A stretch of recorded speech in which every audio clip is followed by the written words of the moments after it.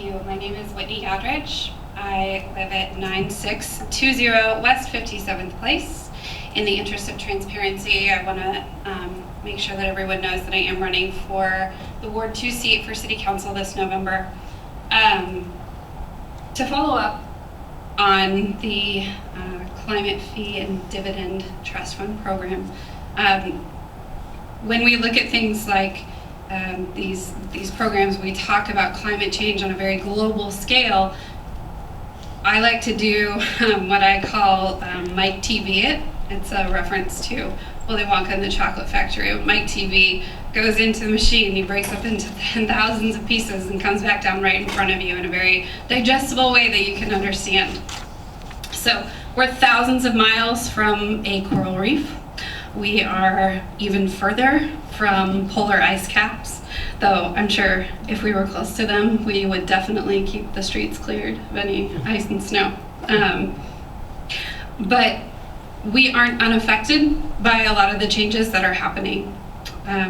Just this year, Miriam has seen over 59 inches of rain just over the last weekend that pushed us up even higher. I'm 65 inches tall, so I am literally up to my neck in water this year. That water didn't come all at once, but over time it causes erosion. It pushes chemicals from fertilizer, from our streets, from our cars, from anything that ends up on our sidewalks, into our drinking water, into our rivers, and most of all, it washes away the city.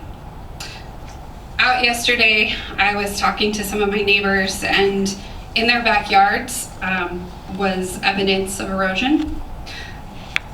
I saw a neighbor who had a bridge to cross an intermittent creek in her backyard that washed away on Saturday. Well, technically it washed right into her fence, which is damaged now. One thing that this program could do is inject money directly into Miriam residents' hands.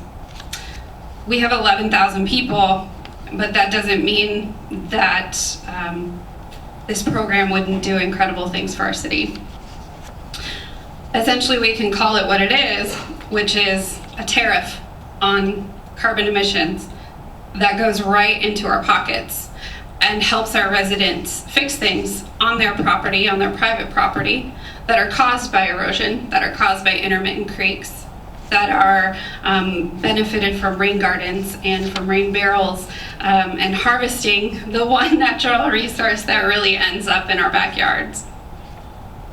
It's also worth reminding everyone that Miriam is downstream from every other city in Northeast Johnson County, and the water isn't going to start rolling uphill. And we can't continue to play whack-a-mole fixing curbs that have turned to gravel, or creating new storm drains, and creating additional problems for our residents on their private property that we expect them to solve. So this solution has legs, not only for the global environment, but it also has economic legs, and that it empowers Miriam citizens in our little 4.5 square miles in the middle of the country to make changes that will make a very big impact on our lives and the lives of others in Kansas City and anyone who's downstream from us.